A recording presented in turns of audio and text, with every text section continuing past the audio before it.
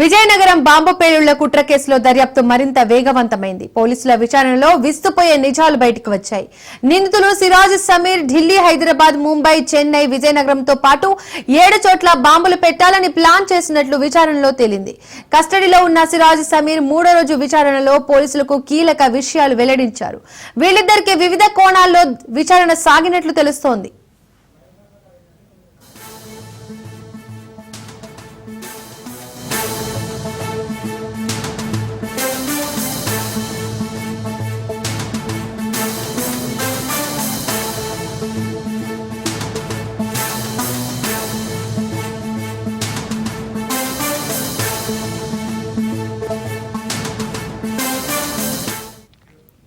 గత 6 నెలలుగా హైదరాబాద్ లోనే సమీర్ తో పాటు విజయనగరం వాసి సిరాజ్ ఉంటున్నాడు. వీళ్ళిద్దరూ అక్కడే బాంబు పేలులకు పన్నాగం పన్నినట్లు పోలీసులు విచారణలో తేలినట్లు తెలుస్తోంది. 7 చోట్ల బాంబులు అమర్చి విధ్వంసం సృష్టించేందుకు పథకం పన్నినట్లు పోలీసులు విచారణలో తేలింది.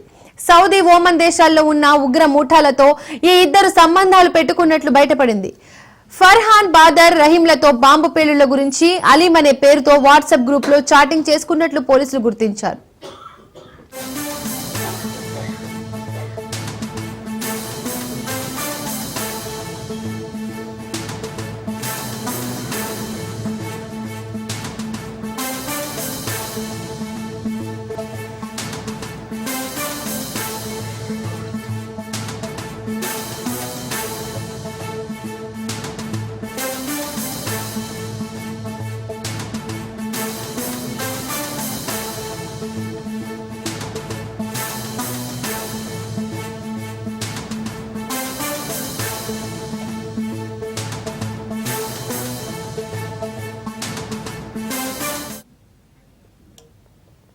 విజయనగరం బాంబు పేలుళ్ల కుట్ర కేసులో దర్యాప్తు మరింత వేగవంతమైంది. పోలీసుల విచారణలో విస్తుపోయే నిజాలు బయటకు వచ్చాయి.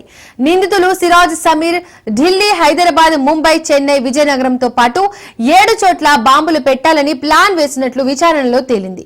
కస్టడీలో ఉన్న సిరాజ్ సమీర్ 3వ రోజు విచారణలో పోలీసులకు కీలక విషయాలు వెల్లడించారు. వీళ్ళిద్దరికీ వివిధ కోణాల్లో విచారణ సాగినట్లు తెలుస్తోంది.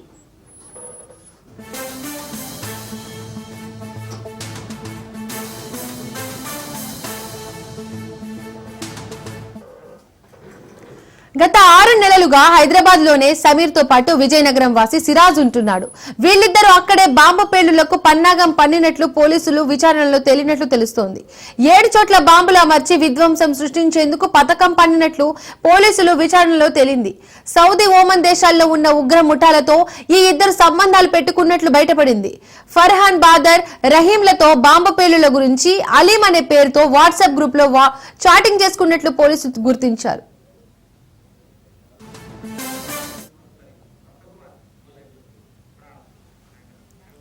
ఇక ఈ అంశానికి సంబంధించి మరిన్ని అప్డేట్స్ మా ప్రతినిధి రత్నకుమార్ అందిస్తారు. రత్నకుమార్,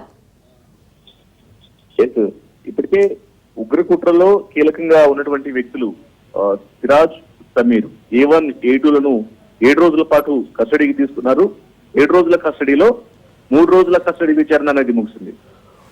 3 రోజుల పాటు కొనసాగినటువంటి కస్టడీ విచారణలో అనేక కీలక విషయాలను ఇద్దరు నిందితుల నుంచి కూడా పోలీసులు రాబట్టడం జరిగింది. ముఖ్యంగా విజయనగరంతో పాటు హైదరాబాద్ మహానగరంలో వీళ్ళిద్దరూ పేలుళ్లకు పాల్పడాలని చేసినటువంటి కుట్రకు సంబంధించి కూడా పూర్తి డీటెయిల్స్ ను రాబట్టడం జరిగింది. ముఖ్యంగా విజయనగరం పేలుళ్ల కుట్ర కేసులో దర్యాప్తును స్పీడప్ చేశారు. ఆ విచారణ చేస్తున్న కొద్దీ అనేక విస్తుపోయే నిజాలు అనేవి వెలుగులోకి వస్తున్నాయి. అయితే ఇప్పటి వరకు కేవలం ఢిల్లీ, హైదరాబాద్, ముంబై, విజయనగరం లాంటి ప్రాంతాల్లో కేవలం 4 ప్రాంతాల్లో మాత్రమే వీళ్ళు అటాక్స్ కు ప్లాన్ చేసినట్లు ఐడెంటిఫై చేయగా, ఇప్పుడు 7 రోజుల కస్టడీ విచారణలో భాగంగా 3 రోజుల పాటు విచారించినటువంటి సందర్భంలోనే ఈ 4 ప్రాంతాలతో పాటు మరొక 7 చోట్ల బాంబులు పెట్టాలని ప్లాన్ చేసినట్లు దర్యాప్తు బృందం ఐడెంటిఫై చేసింది. వారి దగ్గర నుంచి ఆ విషయాలన్నింటినీ కూడా రాబట్టారు. ఇక ఇక్కడ ఉన్నటువంటి కొంతమంది సానుభూతి పరులు, అలాగే సహకరించినటువంటి వ్యక్తులు, తోటి ఉగ్ర కుట్రదారుల పాత్రతో పాటు ఇతర దేశాల్లో ఉన్నటువంటి వ్యక్తుల నుంచి కూడా కొంత సంబంధాలను కొనసాగించినట్టు ఐడెంటిఫై చేయడం జరిగింది. ముఖ్యంగా సౌదీ, ఒమన్ దేశాల్లో ఉన్నటువంటి ఉగ్ర ముఠాలతో సంబంధాలను ఏర్పాటు చేసుకొని వారి ద్వారా ఇక్కడ పేలుళ్లకు పాల్పడేటువంటి పన్నాగాన్ని రచించినట్లు కూడా గుర్తించారు. వరంగల్, హైదరాబాద్, ఢిల్లీలో ఉన్నటువంటి ఫర్హాన్, బాదర్, రహీంలతో వీళ్ళందరూ కూడా ఉగ్ర సానుభూతి పరులు, ఉగ్ర కుట్రలో పాత్రదారులుగా ఉన్నటువంటి వ్యక్తులు, వీళ్ళతో కలిసి పనిచేయాలన్నటువంటి భావించినటువంటి వ్యక్తులు. వీళ్లతో బాంబు పేలుళ్ల గురించి డిస్కస్ చేసినట్లు గుర్తించారు. వీటన్నిటికీ గాను ఒక వాట్సాప్ గ్రూప్ ను వీళ్ళు ఏర్పాటు చేసుకోవడం జరిగింది. ఈ వాట్సాప్ గ్రూప్ కు అలీం అనే పేరుతో వాట్సాప్ గ్రూప్ ను ఏర్పాటు చేసుకొని ఆ వాట్సాప్ గ్రూప్ లో వీళ్ళ యొక్క ప్లానింగ్ మొత్తాన్ని కూడా డిస్కస్ చేసుకోవడం జరిగింది. వాస్తవానికి అలీం అంటే అల్లాకు ఉన్నటువంటి 99 పేర్లలో ఒక పేరు అలీం గా భావిస్తారు. అలీం అంటే అన్ని తెలిసినటువంటి వ్యక్తి, జ్ఞాని అనేటువంటి విషయాలు కూడా తెలుస్తూ ఉంటాయి. సో అందులో భాగంగానే అల్లాకు ఉన్నటువంటి 99 పేర్లలో ఒక పేరు అయినటువంటి అలీం పేరుతో ఈ యొక్క వాట్సాప్ గ్రూప్ ను ఏర్పాటు చేసుకొని అందులోనే వీరి యొక్క కుట్రలకు సంబంధించినటువంటి అన్ని రకాల డిస్కషన్స్ అనేవి కూడా చేయడం జరిగింది. అయితే ఈ యొక్క వాట్సాప్ గ్రూప్లలో వీళ్ళు చేసినటువంటి డిస్కషన్స్ లో కేవలం ఒక వర్గాన్ని లక్ష్యంగా చేసుకొని మాత్రమే పేరులకు కుట్ర చేయాలని పథక రచన చేసినట్లు కూడా గుర్తించారు. ఇక ఇందులో భాగంగానే వివిధ కోణాల్లో ప్రస్తుతం విచారణ అనేది కొనసాగుతోంది. ఇప్పటికే 3 రోజుల కస్టడీ, దాదాపు 7 రోజుల పాటు చేసినటువంటి కస్టడీ విచారణలో 3 రోజులు కంప్లీట్ అయింది. నేడు 4వ రోజు విచారించబోతున్నారు. స్థానికంగా ఉన్నటువంటి పోలీసులతో పాటు మరోవైపున NIA, anti terrorist squads joint operation లో భాగంగానే సంయుక్తంగా వీళ్లను అనేక రకాలైనటువంటి ప్రశ్నలు కురిపించేటువంటి అవకాశం ఉంది నేడు 4వ రోజు కస్టడీ విచారణలో. రత్నకుమార్, తదుపరి విచారణలో ఎలాంటి అంశాలపై విచారణ చేసే అవకాశం ఉంది? దానిపైన డీటెయిల్స్ ఏంటి?